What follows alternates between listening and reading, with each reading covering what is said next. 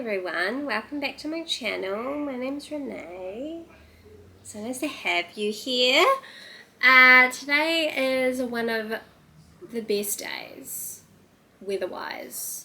It's a beautiful 24 degrees, there's no wind, it's not too hot or humid. I wore a skirt to work today. I really feel like summer is announcing itself with this weather today. So I thought I would put together a wee summer reading list, summer TBR if you will. I did one of these videos last year and thought I would do it again because it was fun. Summer reading for me is a little bit different to what I usually like to read. I tend to have longer days, a bit of time off. You kind of want different things when the weather is nice outside, and sometimes you're sitting outside sweating and you just want something a little bit kind of easy. So yeah, I've just picked some books off the shelf and thought I would quickly share them with you. This is by no means like a set TBR. Please don't expect to see a lot of these books in a wrap up anytime soon. I just felt in the mood to pull things off the shelf and chat about them, talk about why I'd like to read them in summer. The other thing is that this could be like an inspiration for some people. I know not everyone is having warmer weather right now, so I don't know, if you're feeling like you need a bit of inspiration or you're in the depths of winter at any point and you need something bright and warming, these books could be something that you might want to turn to. So I've kind of got two piles going. I've got like feels like summer, is summer, right setting type novels that I like to sink myself into, and then just like miscellaneous other books. So I think I might go with the miscellaneous other books first. First up, we have The Red Parts by Maggie Nelson. I recently picked this up and I really want to read it sooner rather than later. It was the book that everyone recommended after I finished The Argonauts, so it's kind of been on my mind a lot lately, as has that book.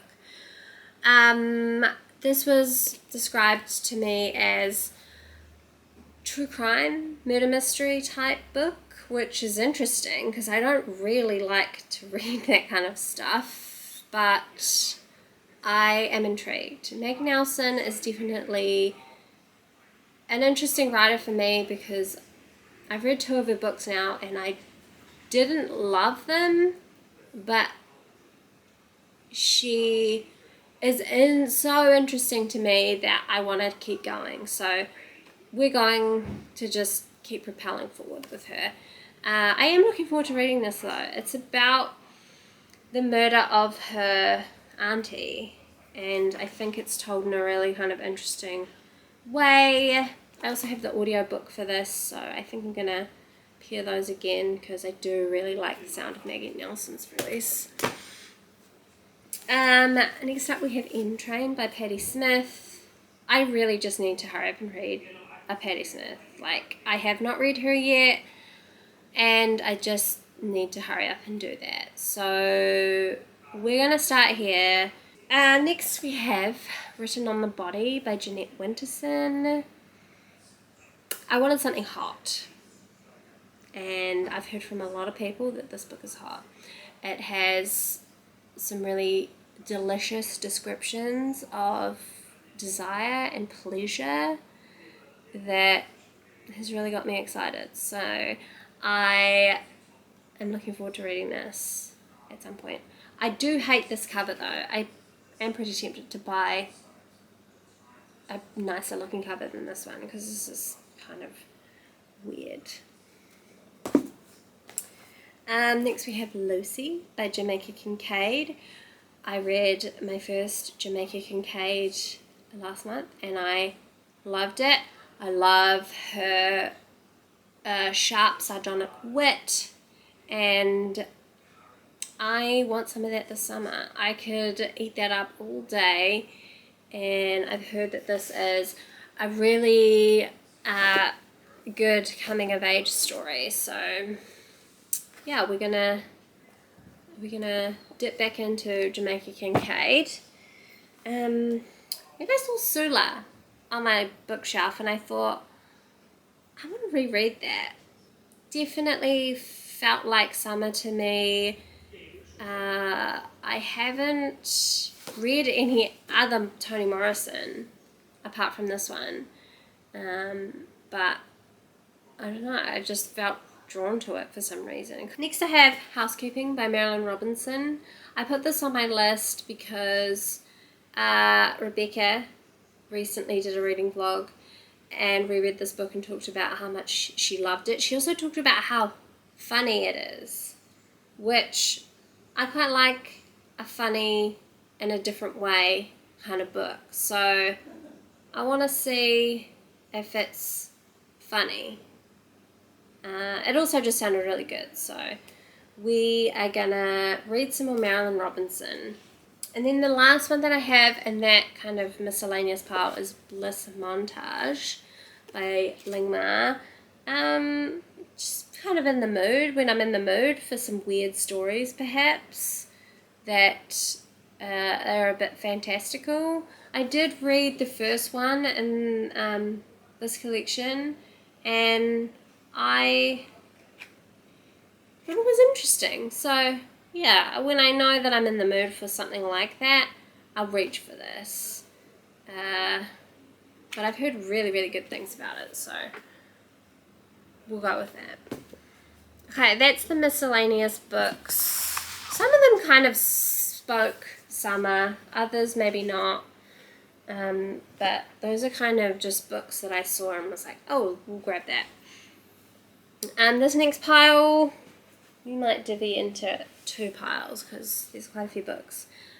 These ones are either like summer setting, or they're the type of novel I like to read in summer, which is something that tends to be a bit more plotty, a bit bigger, so that I can kind of just sit and read for hours, something that I can get a bit lost in. And that's it. First up we have Black Swans by Eve Babbitt.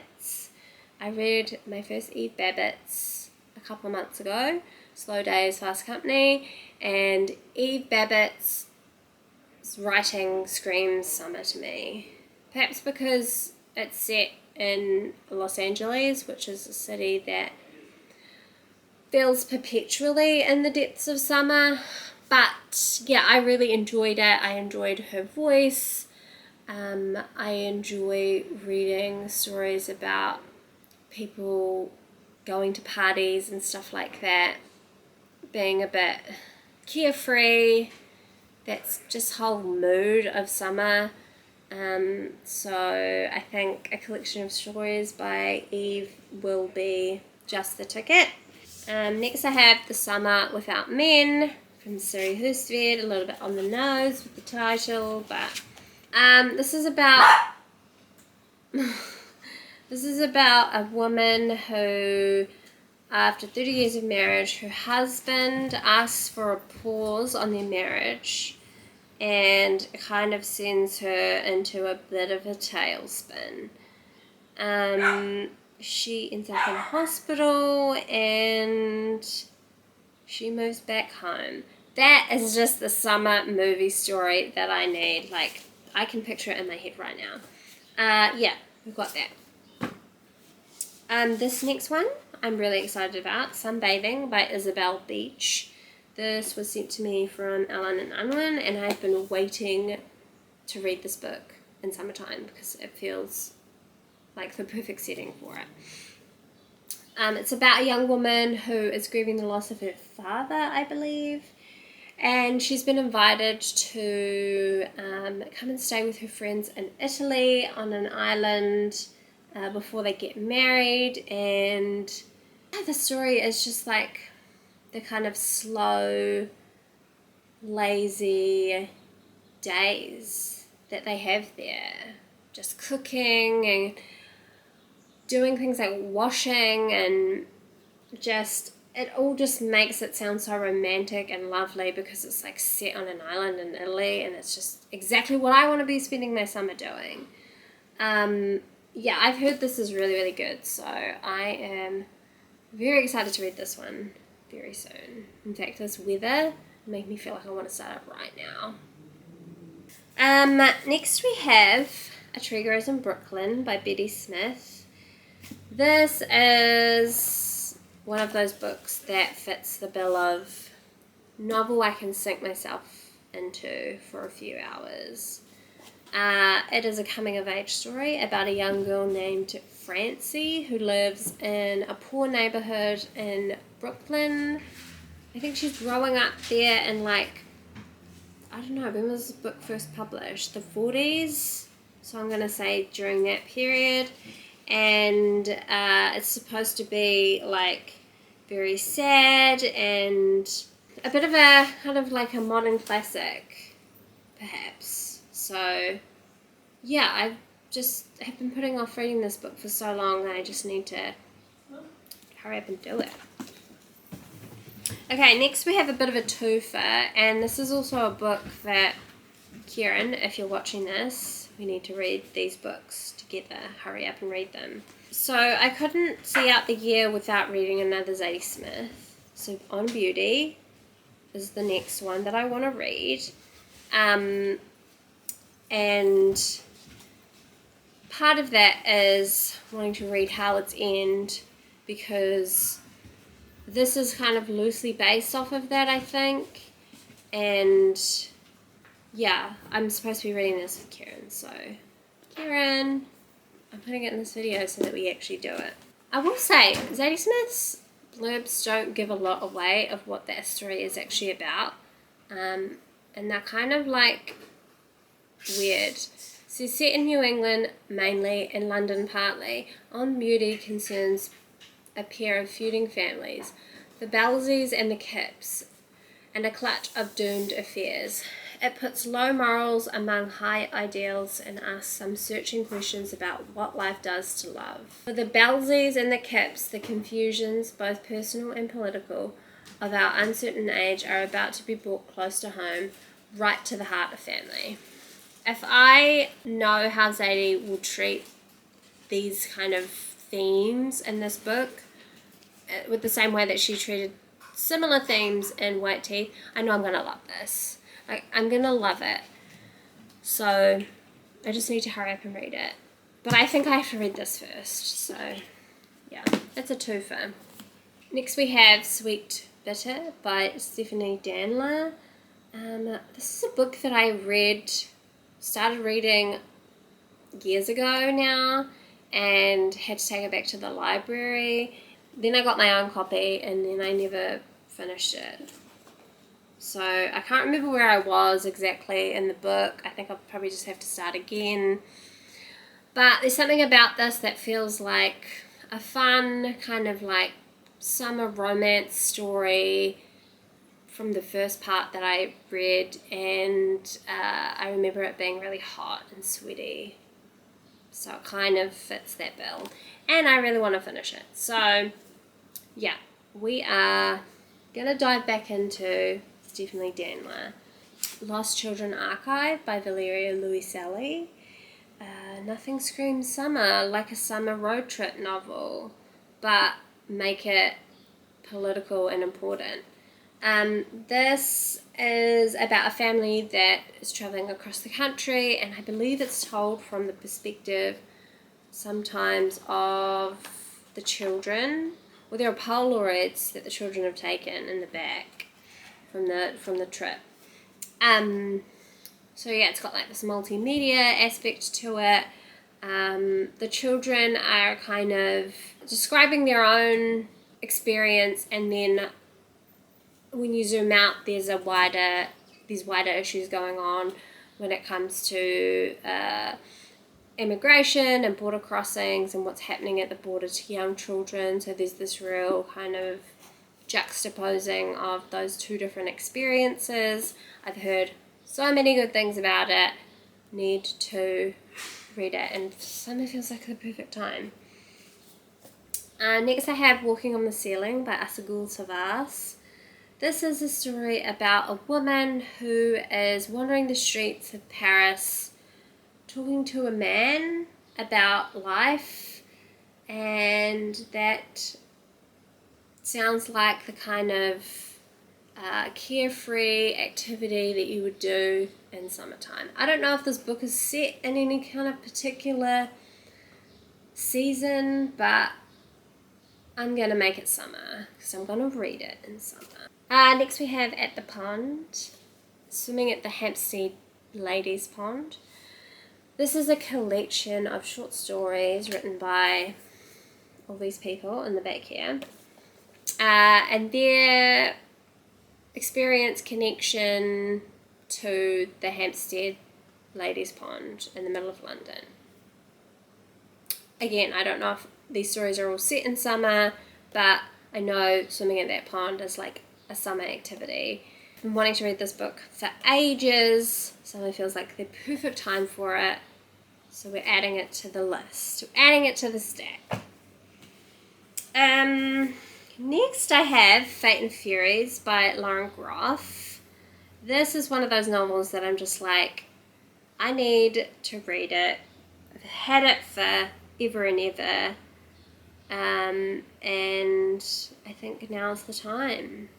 I think it's about the breakdown of a marriage. It's one of those books that I've never known what it's about. I heard like bits here and there. But yeah, I don't mind reading about the breakdown of a marriage in the heat of summer. But I think I picked this up because it felt like a story I could sink my teeth into. Okay, last book on the summer TBR. I feel like my posture throughout this whole video is just going to be like me hunched over.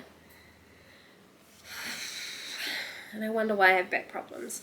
Okay, last book on the list is The Book of Goose by Ian Lee. The reason I picked this book up and the reason why I put it on this list is because it reminds me of, when I read the blurb, it reminded me a lot of the story of Eleanor and Leela from the Neapolitan Quartet. Specifically, My Brilliant Friend. And I read that book this time last year. I read it in summertime, in December to be exact, because I remember. And I want to recreate that experience because I thought it was perfect. I loved that book so much, and reading it in summer just felt right. So, we're going to try and recreate that with this. This is about two childhood best friends, and I think it goes back and forward from their childhood in countryside France and present day from the perspective of Agnes as she's older and looking back on kind of their lives growing up together. I'm excited to get into it. Okay, those are all the books that I would like to read this summer. Way too many. Probably will not read all of them, but it's fun for a girl to dream. I know that for many of you, you won't be looking at summer TBRs. You might be looking at winter, fall, cozy vibes. So let me know what you're planning on reading around Christmas, because that's one time of year that we can all agree on. Thank you so much for watching, and I will see you next time. Ka kite!